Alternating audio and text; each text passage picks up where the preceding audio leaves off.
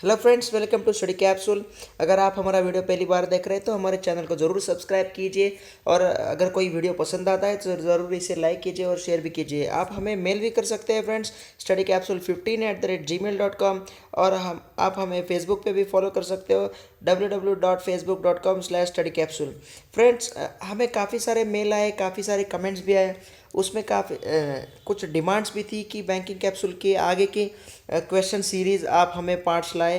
तो फ्रेंड्स, ये बात एक मैं बताना चाहता हूँ, बैंकिंग कैप्सूल के दो दो दिन के बाद में एक पार्ट आ रहा है, क्योंकि इसमें काफ़ी सारे इंपॉर्टेंट क्वेश्चंस हैं तो वो ढूंढने में टाइम लगता है। और आजकल की एग्ज़ाम्स में काफ़ी सारे नए क्वेश्चंस पूछे हैं फ्रेंड्स, इसलिए यहाँ पे थोड़ा टाइम लग रहा है। बट डोंट बी अपसेट, हम हमारे इम्पोर्टेंट क्वेश्चंस के साथ हमारे नए पार्ट्स ला रहे हैं। आज का हमारा टॉपिक है banking capsule part 5, fifth part है ये हमारा। चलिए फ्रेंड्स, ये यहाँ से स्टार्ट करते हैं। पहला क्वेश्चन है, विच of the following is a method of risk transfer. तो फ्रेंड्स, यहाँ पे ऑप्शन है bank, FD, insurance, equity shares and real estate. Friends, इसका सही आंसर है इंश्योरेंस, क्योंकि इंश्योरेंस का मतलब है, ये रिस्क ट्रांसफ़र का मतलब है, ये रिस्क ट्रांसफ़र होती है रिस्क पूलिंग से। मतलब मान लो कोई एक इंश्योरेंस है, लाइफ इंश्योरेंस है, तो इसमें रिस्क कैटेगरीज होती है। तो ये रिस्क कैटेगरी के हिसाब से सपोज ये एरिया में 100 लोग हैं, 100 लोगों के पास से पैसा लिया, और जब किसी एक का डेथ हो गई, एक की मौत हो गई, तो वो 100 लोगों का पैसा उसको, वो एक बंदे को दिया जाता है। इसे हम, ये इंश्योरेंस की कंसेप्ट है। इसमें इंश्योरेंस पूलिंग करके रिस्क ट्रांसफ़र की जाती है। रिस्क पूलिंग, जो मनी पूल करके रिस्क ट्रांसफ़र की जाती है, इसलिए इसका सही आंसर है इंश्योरेंस। एंड सेकंड क्वेश्चन है, as per the consumer protection act 1986 who cannot be classified as a consumer. Friends, यहाँ पे जो क्वेश्चन पूछा है, इसका सही आंसर है option B, a person who buys goods for resale purpose. Consumer किसे कहते हैं as per consumer protection act? Consumer उसे कहते हैं जो कोई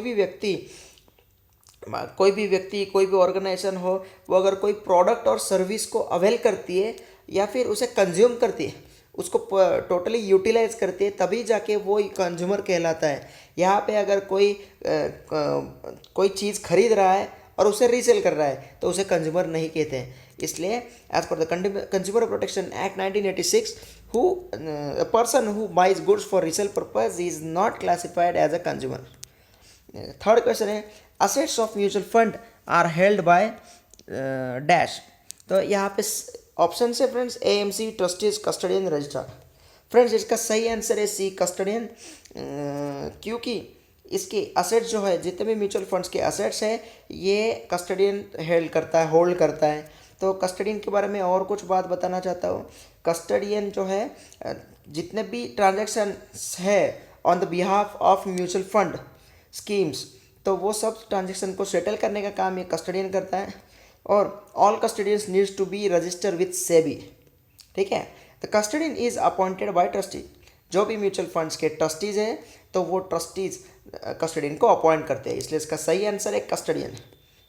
नेक्स्ट क्वेश्चन है, statement of account is to be send to investor within dash days of NFO closure. Friends, इसका मतलब क्या है एग्जैक्टली मैं बताना चाहता हूँ। मान लो अगर आईसीआईसीआई प्रूडेंशियल फंड इस महीने में लॉन्च हुआ, सपोज 15 तारीख को, ठीक है, सपोज 15 तारीख को लॉन्च हुआ, और वो फंड, जो म्यूचुअल फंड है, वो क्लोज हो रहा है 30 तारीख को।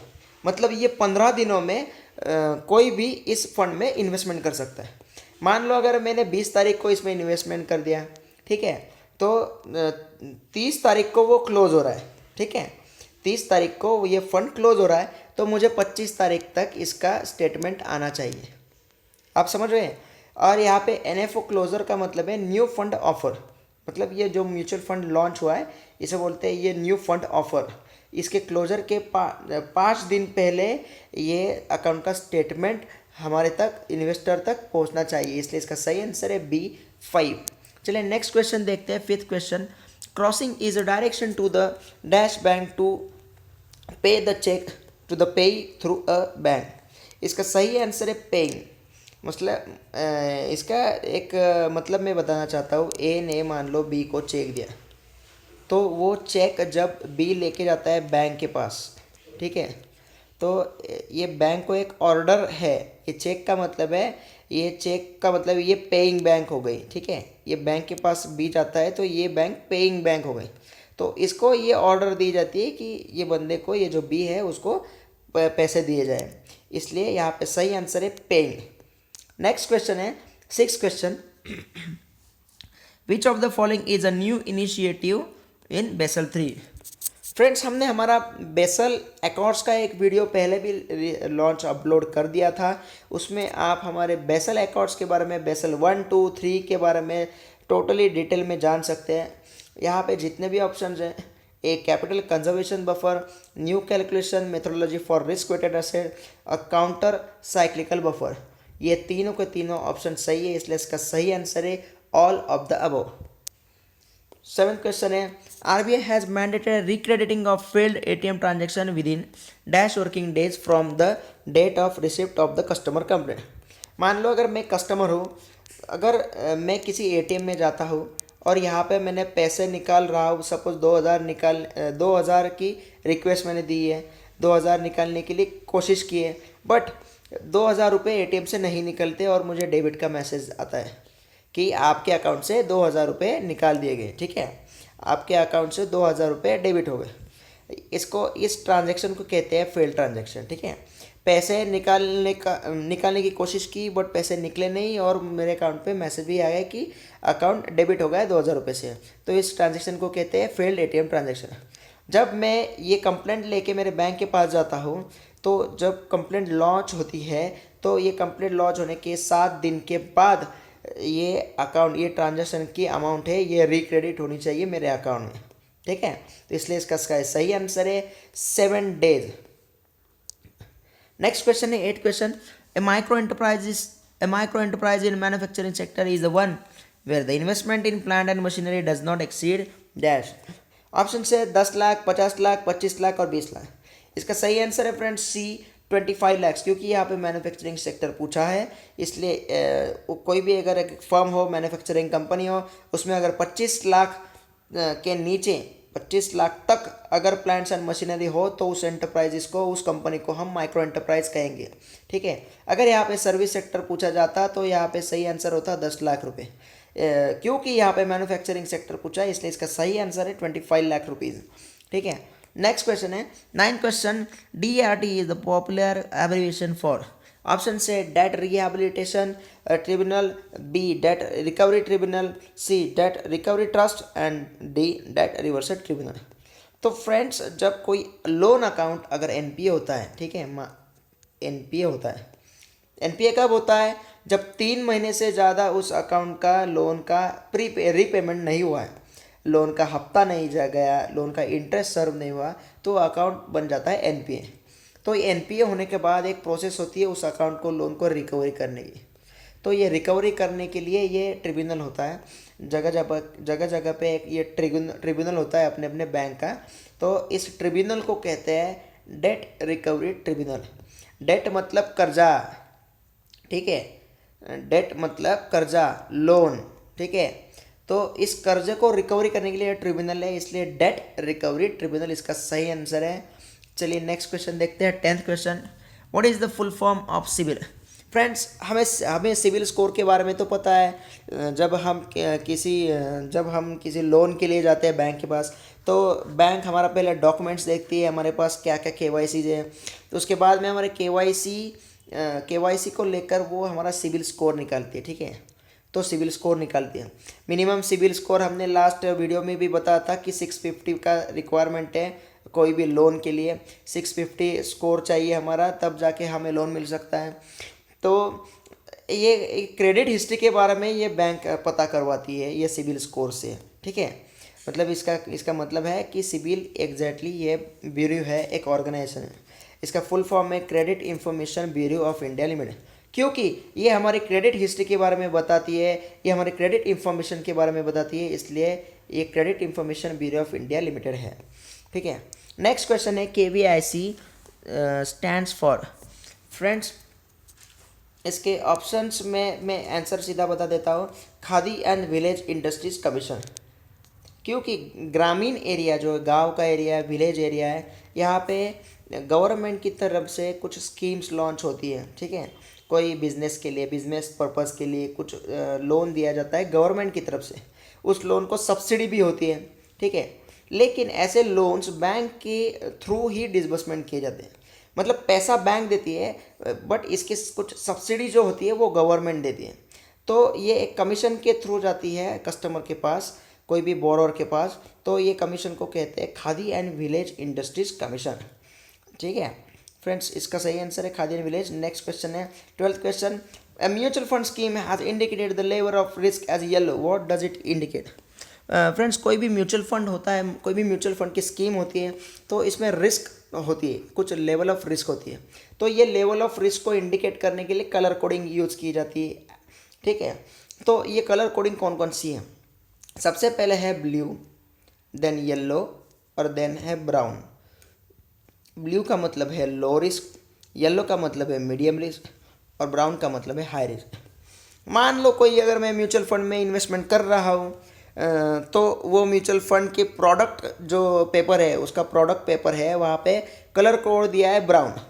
तो इसका मतलब है कि मैं जो फंड में इन्वेस्टमेंट कर रहा हूँ वो ज़्यादा रिस्की है, हाई रिस्क है, क्योंकि उस पर कलर कोडिंग है ब्राउन, ठीक है।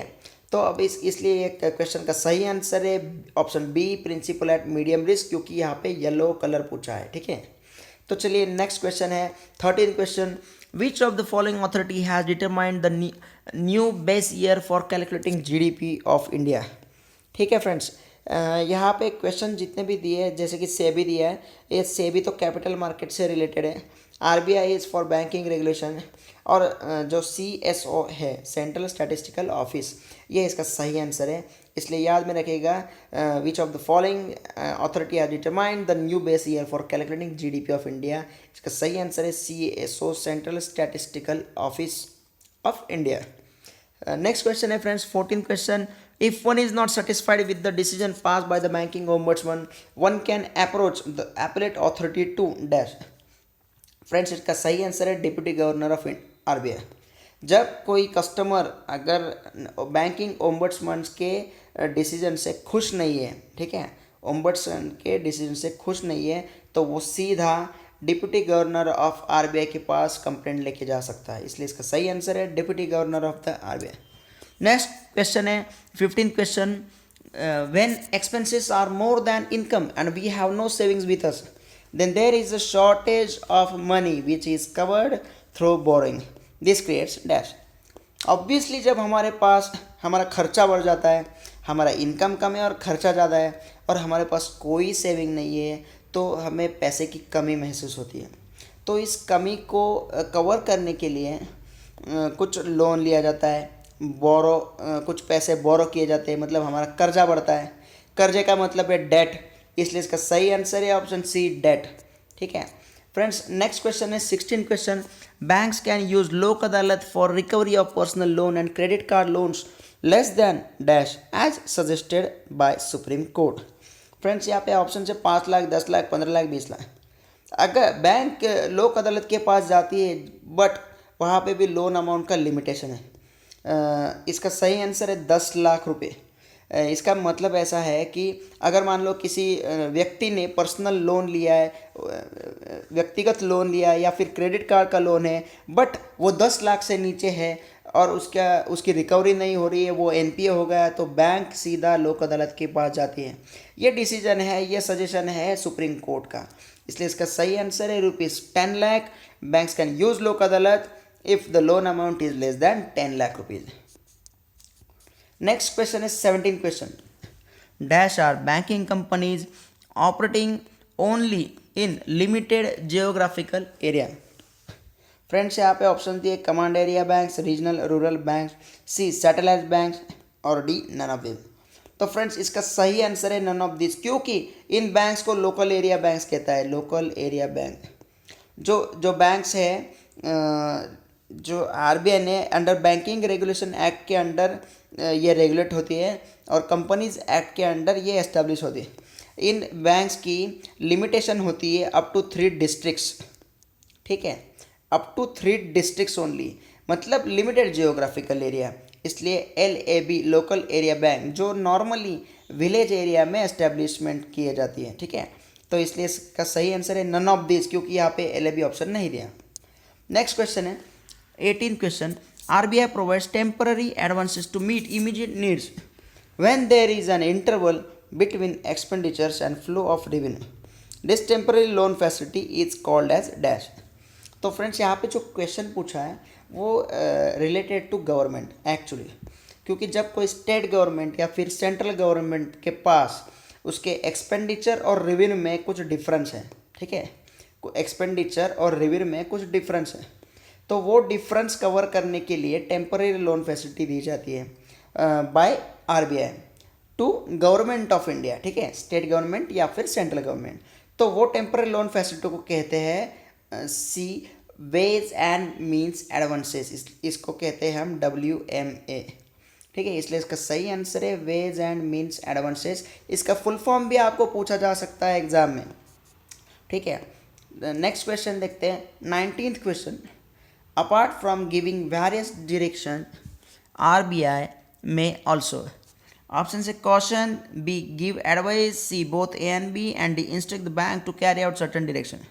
तो यहाँ पे ऑप्शन से option C both A and B, क्योंकि RBI कॉशन भी कर सकती है बैंक्स को या फिर एडवाइस भी दे सकती है, इसलिए इसका सही आंसर है बोथ A and B। चलिए फ्रेंड्स 20th क्वेश्चन देखते हैं। Every banking company has to prepare its balance sheet and profit and loss account as stipulated in section 29 of the dash act. Friends हमें तो पता है कि companies अपनी balance sheet और अकाउंट स्टेटमेंट्स डिक्लेयर करती है, न्यूज़पेपर में भी डिक्लेयर करती है या फिर अपने पेपर प्रोडक्ट पेपर में पब्लिश करती है। वैसे ही बैंक को भी अपनी बैलेंस शीट और profit and loss account declare करना पड़ता है, बनाना पड़ता है, ठीक है। तो वो किसी एक्ट के अंडर कोई सेक्शन में section 29 of the dash act के अंडर वो प्रिपेयर करना पड़ता है। तो ऑब्वियसली इसका सही आंसर है बैंकिंग रेगुलेशन एक्ट, ठीक है। चलिए नेक्स्ट क्वेश्चन देखते हैं 21st question. As per banking regulation act nomination facility is not applicable in respect of dash. इसका सही आंसर है नन ऑफ दिस, क्योंकि बैंकिंग इंडस्ट्री में कोई भी ऐसी चीज़ नहीं है जहाँ पे नॉमिनेशन नहीं हो। लोन लिया है तो भी नॉमिनेशन देना पड़ता है, गोल्ड लोन किया है तो भी नॉमिनेशन करना पड़ता है, लॉकर लिया है तो भी नॉमिनेशन करना पड़ता है, फिक्स डिपॉजिट की है तो भी नॉमिनेशन करना पड़ता है, क्योंकि बट इसमें एक एक्सेप्शन हो सकता है, customer can give declaration on his own responsibility. मगर सपोज मान लो कि मुझे कोई नॉमिनी नहीं चाहिए तो मैं मेरे खुद के रिस्पॉन्सिबिलिटी पे मैं बैंक को डिक्लेरेशन देता हूँ कि मुझे नॉमिनी नहीं चाहिए। But as per banking regulation act it is applicable in each and every aspect of banking sector. Next question है 22, who decides the value and volume of bank notes to be printed. इसका सही answer है RBI, क्योंकि finance ministry decide नहीं करती, वो planning करती है, वो कोई रूल्स लाती है, कोई एक्ट लाती है। Then planning commission is planning and implementation करती है। सेबी तो कैपिटल मार्केट से रिलेटेड है। Only RBI can decides the value and volume of the bank notes to be printed, इसलिए इसका सही आंसर है RBI। नेक्स्ट क्वेश्चन है 23rd question, if rate of USD increases then value of Indian rupee dash. Increases, has no change, decreases, improve, इसके ये option दिए गए हैं। बट ये एक बात बताना चाहता हूँ, जब डॉलर है ये इंक्रीज होता है तो इंडियन रुपी जो है इसकी वैल्यू कम हो जाती है, ठीक है, वैल्यू ऑफ इंडियन रुपी कम हो जाती है। इस प्रोसेस का है जो इसका रिएक्शन होता है इंपोर्ट एक्सपोर्ट बिजनेस पे। जब कोई इंपोर्ट करता है तो उसे डॉलर के अगेंस्ट ज़्यादा पैसे देने पड़ते हैं, इसलिए आप ध्यान में रखिएगा USD मतलब डॉलर जब इंक्रीज होता है तो रुपया गिर जाता है, ठीक है। इसके लिए इसका सही आंसर है C, डिक्रीजेस। नेक्स्ट क्वेश्चन है MSME स्टैंड्स फॉर। फ्रेंड्स मैंने मेरे पिछले वीडियो में भी अपडेट कर लिया था, बताया था MSME के बारे में, इसलिए इसका सही आंसर है option C, micro small and medium enterprises. इसके बारे में आपको कुछ काफ़ी सारे क्वेश्चन पूछे जा सकते हैं, क्योंकि गवर्नमेंट इस बार MSME पे बहुत ही ज़्यादा फोकस कर रही है, इसलिए इसका सही आंसर है micro small and medium enterprises, ठीक है। चलिए लास्ट क्वेश्चन हमारा है आज का, व्हेन डिड RBI डीमोनेटाइज 25 पैसा कॉइन्स इन द कंट्री। आपको तो पता है कि 500 और 1000 के नोट का डीमोनेटाइजेशन हो गया अभी 2016 में, नवंबर 2016। वैसे ही 25 पैसे कॉइन्स का डीमोनेटाइजेशन हुआ था, वो करेंसी से आउट हो गया था, बट वो कौन से साल में हुआ था? ये यहाँ पे ऑप्शन है 2011, 2010, 2015 और 2005। अब इसका सही आंसर है ऑप्शन ए 2011। याद में रखिएगा 25 पैसे का कॉइन 2011 में बाहर निकला था इंडिया से, मतलब करेंसी से। ठीक है, तो चलिए फ्रेंड्स, आज के साथ हमारा ये सेशन, ये वीडियो हम ख़त्म करते हैं।